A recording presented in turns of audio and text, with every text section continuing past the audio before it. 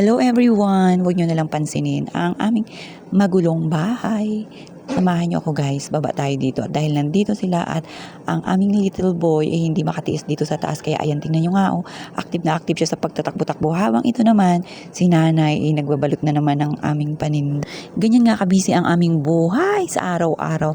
Thank you Lord sa buhay namin and thank you Lord for this wonderful day. Tuloy lang ang buhay natin. Ganito nga lang yung ating daily routine na kapag walang ginagawa itong si nanay, itinutulungan talaga niya ako to the support ang lola ninyo guys. Kaya paalis na naman tayo ngayon guys. At si nanay na nga ang nag-ready niya na ating dadalhin. Ano na bala? Ano na bala mo? Na hindi pang isuot ko? Move.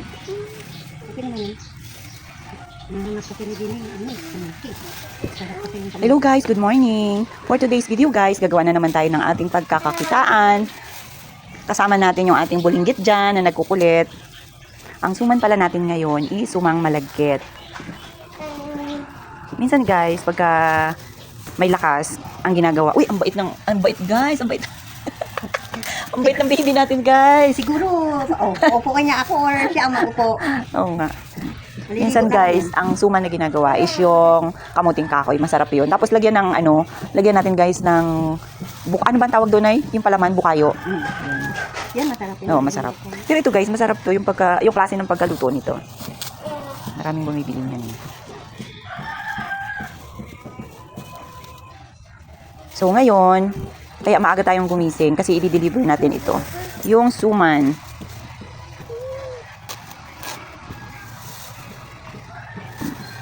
Thank you Lord sa magandang panahon natin ngayon.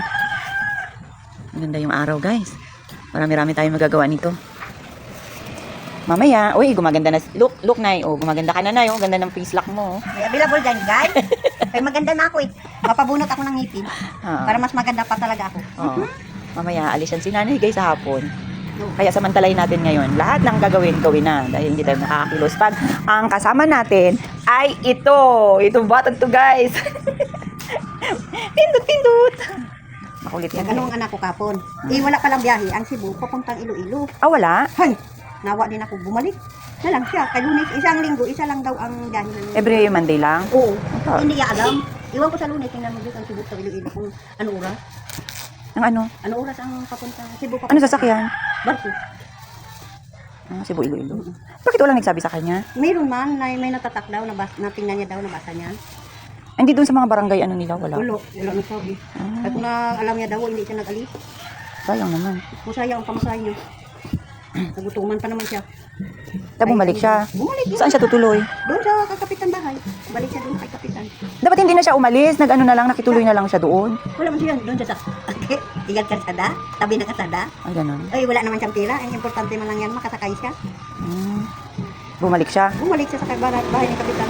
Kapon. Saan sabi ng kapitan? Wala. Kasi, wala man biyahe. Walang magawa. Wala kang magawa. Hindi man siya pwede doon sa baka kukunin ang bata niya kay binta. Saan? Saan Doon sa Cebu. Ay, ganun. Ba't may mga nangunguha doon ng bata? Oo.